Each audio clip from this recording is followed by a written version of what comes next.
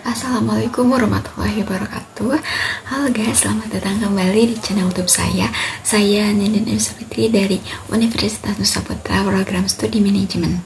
Di sini saya akan kembali menjelaskan tentang materi di mata kuliah akuntansi manajemen. Nah, pada pembahasan kali ini saya akan membahas tentang akuntansi pertanggungjawaban. Langsung saja pada pembahasan materi kali ini, akuntansi pertanggungjawaban. Istilah dari akuntansi pertanggungjawaban yaitu pusat pertanggungjawaban yang digunakan untuk setiap bagian dari suatu organisasi yang manajernya memiliki kendali atas dan pertanggungjawaban atas biaya, laba, atau investasi. Menurut Kerusian pada tahun 2015, ada 3 jenis utama pusat pertanggungjawaban, yaitu diantaranya pusat biaya atau cost center, pusat laba atau profit center, dan pusat investasi atau investment center.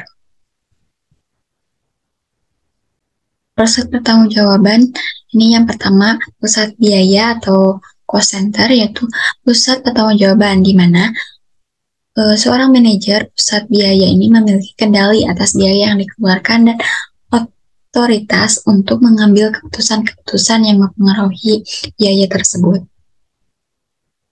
Di dalam pusat biaya terdapat 2 metode yang lazim dipakai untuk memberikan umpan balik dalam pusat biaya. Metode pertama yaitu biaya standar. Biaya standar ini digunakan untuk bahan baku langsung, tenaga kerja langsung, overhead pabrik dibandingkan dengan biaya aktual. Sedangkan metode kedua yaitu anggaran fleksibel tanpa biaya standar, yang berarti ini menggunakan pola perilaku biaya sebagai landasan untuk memproyeksikan biaya dan pendapatan pada berbagai tingkat aktivitas. Biaya yang diproyeksikan ini kemudian dibandingkan dengan kinerja aktual atau sesungguhnya dalam upaya untuk menentukan biaya terkendali atau tidak. Selanjutnya yang kedua, pusat laba atau profit center. Nah, pusat laba atau profit center ini yaitu pusat pertanggungjawaban di mana seorang manajer pusat laba memiliki kendali atas biaya dan pendapatan. Nah, dalam pusat laba ini manajer bertanggung jawab dan otoritas untuk mengambil keputusan-keputusan yang mempengaruhi biaya maupun pendapatan unitnya.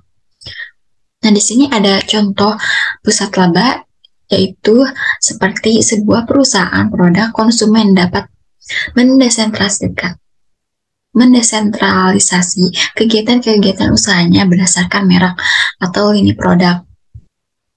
Jadi, manajer setiap produk dapat mengemban tanggung jawabnya atas biaya pabrik produk dan keputusan menyangkut pendapatan. Nah, seperti penentuan harga jual lini produk, manajer pusat produk ini sering dievaluasi dengan membandingkan laba aktual untuk laba yang ditargetkan atau dianggarkan.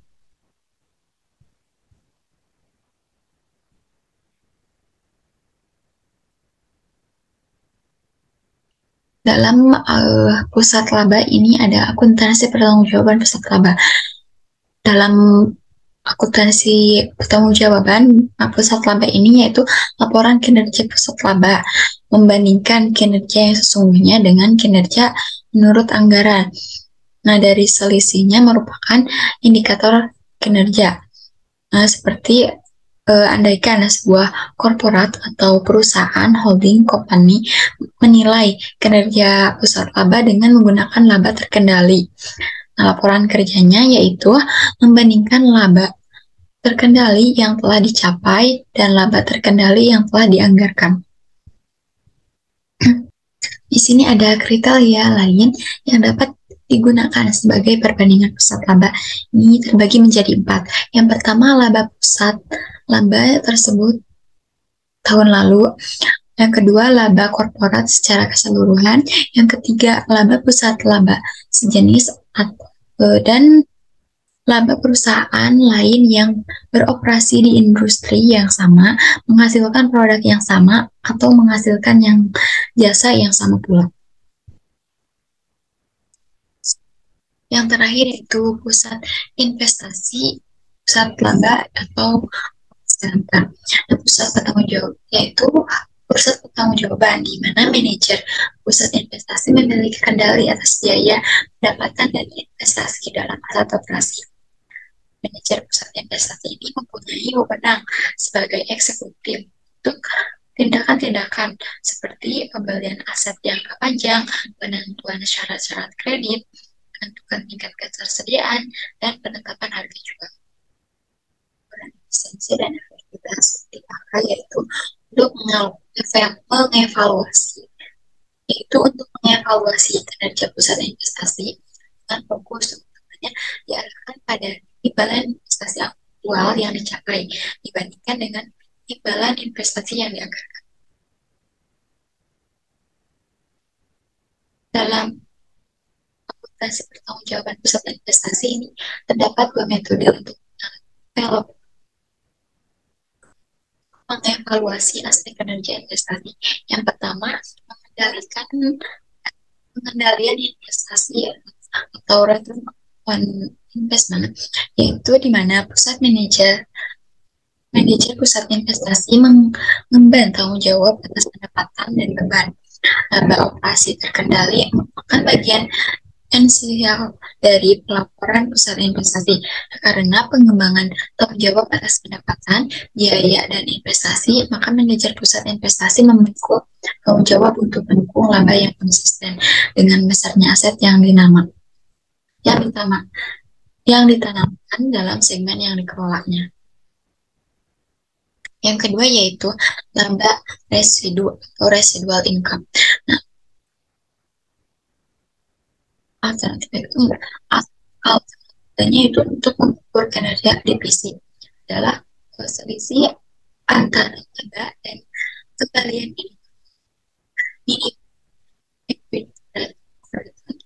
yang telah ditetapkan oleh perusahaan.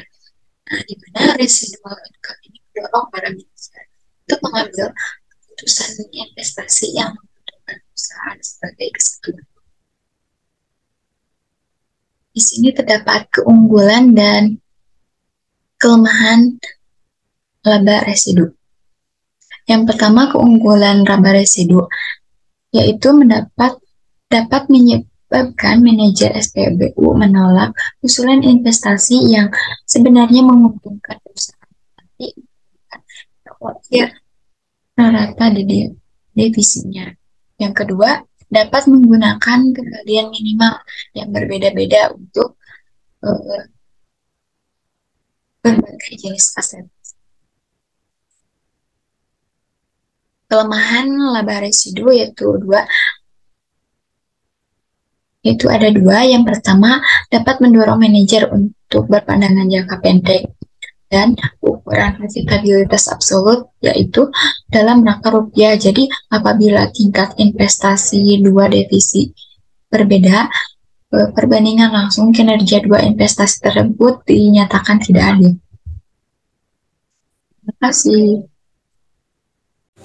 Baik, cukup sekian yang dapat saya sampaikan. Semoga apa yang telah saya sampaikan dapat bermanfaat bagi kita semua. Wassalamualaikum warahmatullahi wabarakatuh.